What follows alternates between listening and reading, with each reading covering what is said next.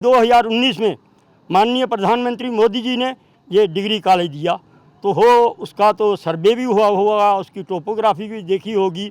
लेकिन बड़े दुर्भाग्य से हमें कहना पड़ रहा है कि हमारा धरना जो है वो 102 दिन में प्रवेश कर चुका है, लेकिन स्थानीय प्रशासन जो सांबा का है या हमारे जो नेता हैं वो इसकी ओर बिल्कुल नहीं देख रहे हैं। यहाँ पर जो हमारे पसमानदा लोग हैं वहाँ पर तो ना रोड है, ना पानी है, ना बिजली है। ये माना जा सकता है कि हमारी जो सरकार है उसने वहाँ पर पाइप्स जरूर लगाई हैं और बिजली के खंभे भी लगाए हुए हैं, लेकिन बिजली वहाँ पर नहीं जा रही है, पानी वहाँ पर नहीं जा रहा है। मंत्री सेंटर के माननीय मोदी जी ने जहाँ पर भेजा है, लेकिन उनके जो प्लान हैं वो सिर्फ प्लान के प्लान बने रह गए हैं, लेकिन धरातल पर कुछ नहीं हुआ। यहाँ ना कोई फैक्ट्री है, ना कारखाना है, ना ही जहाँ कोई ऐसी एजेंसी है जहाँ वो अपना रोज़गार ढूंढ सकें, कर सकें, देख सकें। उनको बड़ी ब्राह्मण कम से कम सबसे पहले नज़दीक जो बड़ी ब्राह्मण में जाना पड़ता है, 20-20 किलोमीटर रात को दिन को पैदल चल के उनको रोज़गार के लिए जाना पड़ता है। तो एक दफ़ा सरकार आई थी कि आपको डिग्री कॉलेज दिया है, अब दूसरी दफ़ा सरकार कहती है कि आप इसको बेच दो।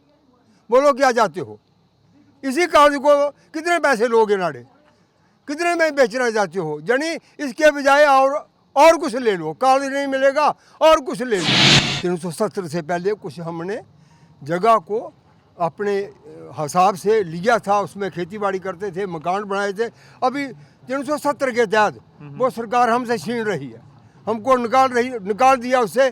अब कहते हैं ये सरकार की हो गई है। ये नई योजना है सरकार की, इससे तो फ़ायदा आप जान सकते हैं कि क्या होगा क्या नहीं होगा, लोगों का कहाँ जाएंगे कहाँ नहीं जाएंगे। नमस्कार, आप देख रहे हैं जेल के मीडिया न्यूज़। मैं सचिन चिब। तो अभी हम परमंडल आए हैं आज। जैसा कि आप सारे जानते हैं कि परमंडल एक बहुत ही बड़ा धार्मिक स्थल है, और सबसे पहले मैं बताना चाहूँगा परमंडल में श्री जुगल किशोर शर्मा जी ने in the presence of DK Manyal ये जो ब्रिज है इसकी इनॉग्रेशन की थी, जो कि 10/11/2016 में की थी। लेकिन लाइव विजुअल के थ्रू आप एक बार देख ही सकते हैं, यहाँ पे ब्रिज की तो इन्होंने इनॉग्रेशन कर दी, लेकिन ब्रिज तक पहुँचने वाला जो रोड है उसकी कंडीशन आप देख ही सकते हैं यहाँ पे कितनी ही बुरी कंडीशन में ये रोड है। हालांकि यहाँ पे इनॉग्रेशन तो कर दी जाती है, लेकिन उसके बाद के विजुअल्स आप देख ही सकते हैं यहाँ पे रोड की कंडीशन बिल्कुल नहीं सुधारी गई है। ब्रिज तो बना दिया गया, लेकिन ब्रिज तक पहुँचने के लिए रोड इन्होंने बिल्कुल नहीं बनाया यहाँ पे। और भी काफ़ी ज़्यादा समस्या है यहाँ पे परमंडल में, जो कि एक बहुत ही बड़ा धार्मिक स्थल है। तो यहाँ के कुछ नागरिक भी है हमारे साथ मौजूद है, ये उनसे भी जानते हैं कि आखिरकार किस किस परेशानियों को उनको यहाँ पे सामना करना पड़ रहा है। रिगार्डिंग रोड हो गया, रिगार्डिंग वाटर हो गया, और भी अन्य समस्याओं का इनको सामना करना पड़ रहा है। तो सर, सबसे पहले हमें ये बताइए कि यहाँ पे आपको किस किस परेशानियों का सामना करना पड़ रहा है? मेरा नाम गोविंद राम शर्मा है, मैं परमंडल का रहने वाला है। बात ऐसी है कि हम जहाँ पर खड़े हैं परमंडल की धरती और छोटी काशी के नाम से परमंडल जो है वो हमारे भारत क्या विश्व भर में प्रसिद्ध है, और जहाँ की जो दशा हो रही है उसको देखा नहीं जा सकता है कि क्या क्या हमारे गरीब, निर्धन और पसमानदा लोगों के साथ हो रहा है। मैं ये कहना चाहता हूँ कि हमारा जो डिग्री कॉलेज के विषय में कि जहाँ का जो परमंडल और उसके सराउंडिंग जितने भी गांव हैं उसके लिए 2019 में माननीय प्रधानमंत्री मोदी जी ने ये डिग्री कॉलेज दिया, तो उसका तो सर्वे भी हुआ होगा, उसकी टोपोग्राफी भी देखी होगी। लेकिन बड़े दुर्भाग्य से हमें कहना पड़ रहा है कि हमारा धरना जो है वो 102 दिन में प्रवेश कर चुका है, लेकिन स्थानीय प्रशासन जो सांबा का है या हमारे जो नेता हैं वो इसकी ओर बिल्कुल नहीं देख रहे हैं, और वो मनमाने ढंग से जो ब्यूरोक्रेट है वो मनमाने ढंग से काम करते जा रहे हैं। जहाँ की दशा आप आए होंगे, मीडिया कर्मियों से भी मैं ये कहना चाहूँगा कि आप देखें यहाँ पर जो हमारे पसमानदा लोग हैं वहाँ पर तो ना रोड है, ना पानी है, ना बिजली है। ये माना जा सकता है कि हमारी जो सरकार है उसने वहाँ पर पाइप्स जरूर लगाई हैं और बिजली के खंभे भी लगाए हुए हैं, लेकिन बिजली वहाँ पर नहीं जा रही है, पानी वहाँ पर नहीं जा रहा है। हमारे जो पिछले गांव में लोग रहते हैं वो अपने पैसों से पानी ले जा रहे हैं, और सरकार जो है वो बड़े बड़े पुल बांध रही है कि हमारे सांबा में जो है वो प्रायोरिटी दी जा रही है कि यहाँ पर जल शक्ति जो है प्रायोरिटी पर रखा हुआ है हमारा सांबा डिस्ट्रिक्ट कि सभी नलकों में जल होना चाहिए। लेकिन जब हम प्रैक्टिकली देखते हैं तो वहाँ पर कुछ नहीं दिखाई देता है। हम ये कहना चाहते हैं बार बार, और माननीय जो हमारे लेफ्टिनेंट गवर्नर हैं माननीय मनोज सिन्हा जी, हम बार बार उनसे अपील करना चाहते हैं कि हमारे जो गरीब लोग हैं, निर्धन लोग हैं, पसमानदा लोग हैं, उनकी जो यहाँ पर मजबूरियाँ हैं उनको हल किया जाए। लेकिन बड़े अफसोस के साथ कहना पड़ता है कि इतने दिनों के साथ हम जहाँ पर बैठे हुए हैं, लेकिन सरकार जो है वो ट्रस्ट की मस नहीं हो रही है। वो अपने मनमाने ढंग से जो है वो बना रही है। डिग्री कॉलेज जहाँ से 8-10 किलोमीटर दूर जो है वो कोटवालता में बनाया जा रहा है, और जहाँ पर दिखाया गया रेवेन्यू एजेंसी के जहाँ पर ज़मीन नहीं है, अब हमने ज़मीन भी दिखा दी। जहाँ पर माननीय एसडीएम विजयपुर जो जहाँ पर आए थे मौके पर, उनको ज़मीन भी दिखा दी गई। वो मैडम जो हमारी अनुराधा गुप्ता जी डीसी सांबा है, उन्होंने लिस्टें मांगी थी हमारे स्टूडेंट्स की, वो भी उनको दे दी गई हैं। अब पता नहीं चलता है क्यों हमारे साथ ऐसा वो मनमाने ढंग से काम कर रहे हैं कि हमारे जो लोग हैं वो अनपढ़ के अनपढ़ रह जाएं, ये आगे ना आ जाएं हमारे ग्रामीण क्षेत्र के लोग, और ये अपनी किस्मत ना आजमा लें। तो इसलिए मैं पुनः ये कहना चाहता हूँ कि हमारा जो इलाका है, जो छोटी काशी है, इसको दरकिनार किया जा रहा है, इग्नोर किया जा रहा है। इसको इग्नोर नहीं होना चाहिए। बड़े बड़े मंत्री सेंटर के माननीय मोदी जी ने जहाँ पर भेजा है, लेकिन उनके जो प्लान हैं वो सिर्फ प्लान के प्लान बने रह गए हैं, लेकिन धरातल पर कुछ नहीं हुआ है।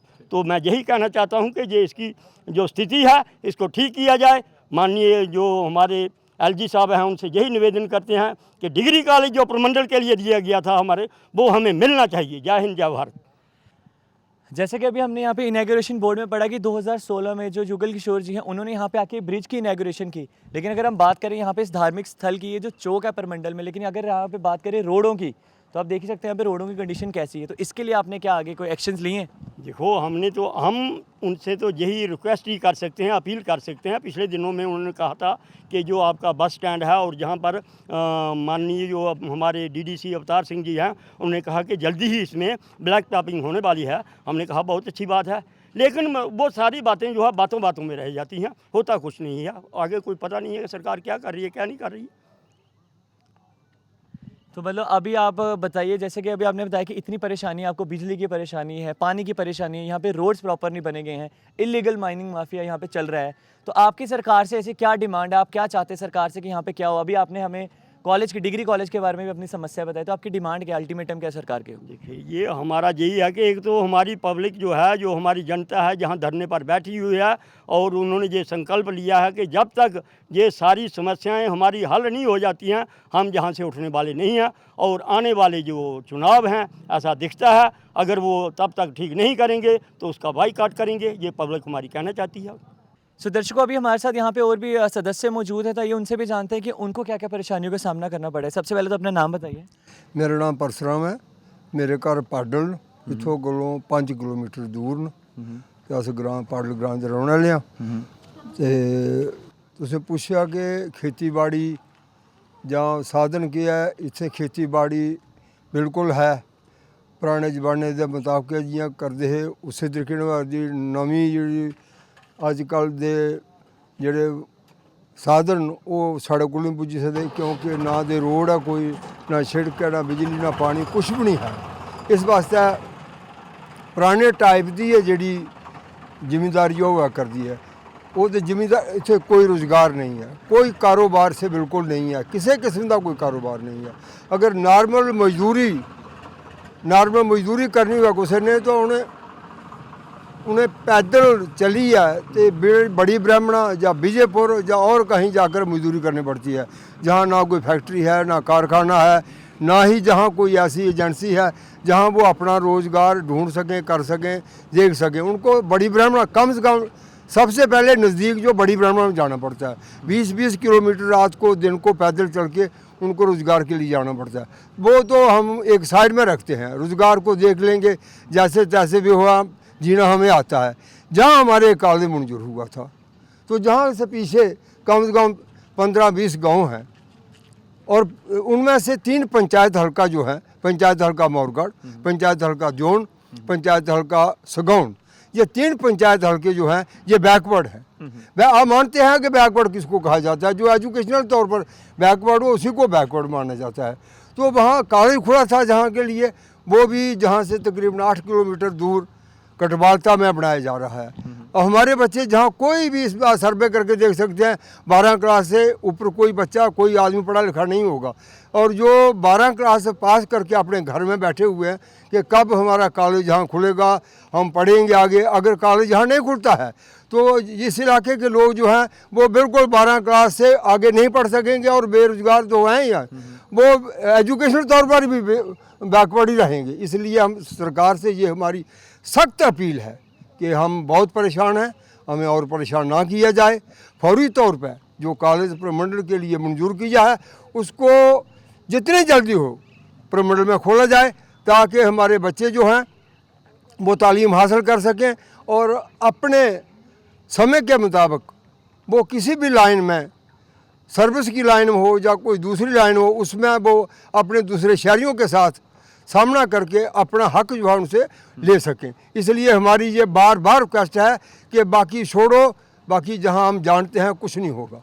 ठीक है। ये हाँ, सुनने में तो ये भी है कि जो मोदी जी एक बहुत ज़्यादा योजनाएं बनाती हैं हर एक चीज़ के लिए, चाहे रूरल एरिया के लिए कह दो, तो यहाँ पे कितने ऐसी योजनाएं बनी गई है जो कि ये सब योजनाएं जो हैं ये कागजों पर है, ये जमीन पर नहीं है। आपको दिखाई देती है, आप भी हमारी तरह एक अच्छे इंसान हैं, आपको दिखाई देता है जहाँ कुछ, और आप पीछे जाएंगे तो पैदल लोग चलते हैं 10-10 किलोमीटर पैदल चल के जहाँ आते हैं। कौन सी योजना है वो? पानी पीने के लिए नहीं है, बिजली रात को नहीं है, दिन को नहीं है, कभी कभी आती कभी नहीं आती है, आने जाने के लिए रास्ते नहीं हैं। फिर कौन सी योजना है जो उधर बनती है? वो बनती होगी कहीं, हमें कोई पता नहीं है योजनाओं का, कहाँ बन रही हैं, कहाँ इस्तेमाल हो रहा है। जहाँ ना बनी है ना उनका इस्तेमाल होता है। और हमारे लिए एक योजना हमें पता चला था कि हमारा डिग्री कॉलेज, इस इलाके का डिग्री कॉलेज होगा, सबसे पहले इंसान को अपने बच्चों की होती है। हमें अपना फिक्र नहीं है, हम 80 के करीब हैं, हमें बच्चों के लिए जो हमारा डिग्री कॉलेज था, सरकार से बार बार आप सब काम छोड़ दें, हमारे एक काम जो हमारा है, हमारा डिग्री कॉलेज है, उसको प्रमंडल में खोल दें, बस यही हमारी सरकार से रिक्वेस्ट है। तो क्या गवर्नमेंट डिपार्टमेंट की तरफ से कोई आपको यहाँ पे आया, क्योंकि सरकार ने बहुत ज़्यादा ऐसी योजनाएं बनाई है, क्या आप अवेयर हो उन सारी योजना के लिए? आते हैं, वो एक दफ़ा सरकार आई थी कि आपको डिग्री कॉलेज दिया है, अब दूसरी दफ़ा सरकार कहती है कि आप इसको बेच दो। बोलो क्या चाहते हो? इसी कॉलेज को कितने पैसे लोगे नाड़े, कितने में बेचना चाहते हो? यानी इसके बजाय और कुछ ले लो, कॉलेज नहीं मिलेगा और कुछ ले लो। अजीब सी बात है, आपने कॉलेज दिया हमारे बच्चों के पढ़ने के लिए, अभी आप हमारे पास आते हैं, बताओ इसके बजाय आपको क्या चाहिए? भाई अपने बच्चों के लिए पढ़ाई से ज़्यादा और क्या हो सकता है? हम इसको बेचेंगे नहीं, ऐसे ही रहेंगे, अनपढ़ ही रहेंगे, कोई बात नहीं। इस मुल्क में इस कानून के मुताबिक हम अनपढ़ ही रहेंगे, लेकिन इसको बेचेंगे नहीं, किसी को नहीं देंगे। सरकार ज़बरदस्ती कर रही है, वो ले जाए, जहाँ खोलना है बनाना है बनाए, अगर हमें नहीं देना है हम इसको बेचेंगे नहीं। सरकार हमारे पास आती है, कहती है इसको बेच दो, इसके बजाय कुछ और ले लो, हम वो लेने के लिए तैयार नहीं। ये तो बात रही एजुकेशन की। अगर हम बात करें यहाँ पे खेती की, फार्मिंग की, तो फार्मिंग के लिए पानी बहुत ही ज़्यादा ज़रूरी है, और सरकार ने ऐसी कई योजनाएं बनाई है, जैसे जल शक्ति योजनाएं होगी, जहाँ पे हर घर नल लगाने की बात मोदी जी ने की थी। तो उसके लिए आपको अवेयरनेस है या यहाँ पे कोई डिपार्टमेंट वाला आया है? मैं आपसे यही रिक्वेस्ट कर रहा हूँ कि जितने भी ये लोग हैं, हम थोड़े बहुत पढ़े लिखे तो हैं, हमें योजनाओं के बारे में पता है योजना क्या होती है। योजना वहाँ होती है जहाँ तक सड़क जाती है, वहाँ तक सरकारी अफसर आते हैं, वहीं पर योजना बनती है। जहाँ 10 किलोमीटर पैदल कौन योजना बनाएगा? कौन सा पानी कहाँ होगा? पहाड़ी एरिया है, बारिश आएगी तो पानी आएगा, बारिश गई पानी भी गया साथ में। ऐसी तो कोई योजना नहीं है जहाँ कि वो पानी का डंप किया जाए, तालाब बनाए जाएँ या कुएँ बनाए जाएँ, कोई कुछ नहीं है। तो ये कह सकते हैं कि 370 हटने के बाद कोई चेंजेस आए हैं? 370 के जो पहले थे और अभी में कोई डिफरेंस है? बहुत डिफरेंस है, वो इसमें बहुत ज़्यादा डिफरेंस है।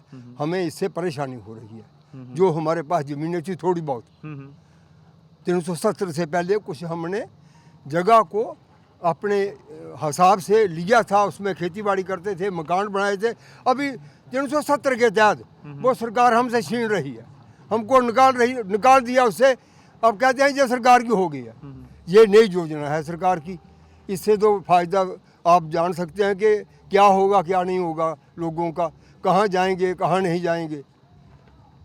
यहाँ पे और भी स्थानीय लोग हैं, उनसे भी जानते हैं। तो हमें ये बताइए कि आपका पेशा क्या, आप क्या करते हैं? जिम्मेदारी, तो अब जिम्मेदारी मतलब फार्मिंग जब आप करते हो तो पानी बहुत ज़्यादा ज़रूरी है, पानी की ज़रूरत, तो कहाँ से पूरा होता है आपका पानी? बारिश का पानी होता है। बारिश से। अगर बारिश सपोज नहीं आती, अभी इतनी गर्मियों का टाइम है, घरों में भी पानी की बहुत ज़्यादा ज़रूरत होती है, खेती में भी बहुत ज़रूरत होती है पानी की, लेकिन यहाँ पे सुनने में आया कि पानी की कटौती बहुत ज़्यादा है। कहाँ से आता है पानी? पानी पीने के लिए नहीं है, नहीं है। गवर्नमेंट बोलती है पाइप लगाओ हाँ और नल हर घर में लगेगा। हाँ, किसी ने पूछा भी नहीं आज तक, नहीं पूछा। पाइपलाइनें यहाँ पे बिछी हुई है आपके घर?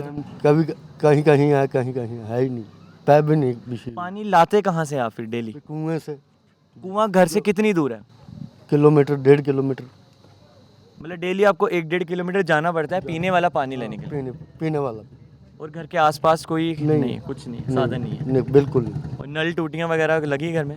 पानी नहीं तो नल टूटी कहाँ लगेगी? आपके घर तक भी पाइपलाइन नहीं बिछी, बिल्कुल सही बात। तो ये थे यहाँ के कुछ स्थानीय लोग और उनकी कॉमन प्रॉब्लम। जैसे अगर हम बात करें बिजली की, पानी की, रोड की, काफ़ी ज़्यादा समस्या है, काफ़ी ज़्यादा परेशानियों का इनको सामना करना पड़ रहा है। कहते तो ये भी हैं कि यहाँ पे जो कॉलेज है उसके भी यहाँ पे सरकार ने एक आश्वासन दिया था डिग्री कॉलेज का, लेकिन वो आश्वासन शायद से आश्वासन ही रह गया। यहाँ पे इनका कहना है कि मेजोरिटी ऑफ दी जो यूथ है वो सिर्फ 12th पास ही है, वो आगे पढ़ना चाहते हैं, लेकिन आगे पढ़ने के लिए उनके पास कोई एक्सपोजर नहीं है, उनके पास कोई साधन नहीं है, क्योंकि यहाँ से उनको 20-20 किलोमीटर जाना पड़ता है कॉलेज में। तो वो चाहते हैं कि उन्हीं के एरिया में यहाँ पे कोई कॉलेज बनाया जाए, लेकिन सरकार ने ये चीज़ बोली भी थी, लेकिन शायद से वो आश्वासन सरकार का आश्वासन तक ही रह गया है। और अगर हम बात करें यहाँ पे बिजली, पानी, रोड की, तो वो भी आप लाइव वीडियोज़ के थ्रू देख ही सकते हैं कि इनको बिजली की भी कितनी ज़्यादा प्रॉब्लम है। इनको अपने घरों से 1-1, 2-2 किलोमीटर डेली जाना पड़ता है, अप डाउन करना पड़ता है, बहुत ही बेसिक नीड के लिए, जो कि एक पानी है। और यहाँ पे मेजोरिटी ऑफ दी जो लोग हैं यहाँ पे मेजोरिटी है वो फार्मर्स हैं, और फार्मर्स आप जानते हैं कि फार्मिंग के लिए पानी बहुत ही ज़्यादा इंपॉर्टेंट है, और ये एक बारिशों के ऊपर ही इनका पूरा घर जो है डिपेंड होता है, क्योंकि बारिशों के समय ही यहाँ पे पानी आता है और तभी इनका घर चल सकता है। ऐसे और वीडियोज़ के लिए बने रहे हमारे तक, तब तक के लिए signing off from now, cameraman Bunty Deegra के साथ Sachin Chip, JLK media. For more updates, do subscribe our YouTube channel and don't forget to hit the bell notification icon. And if you are watching this video on Facebook, do follow our Facebook page.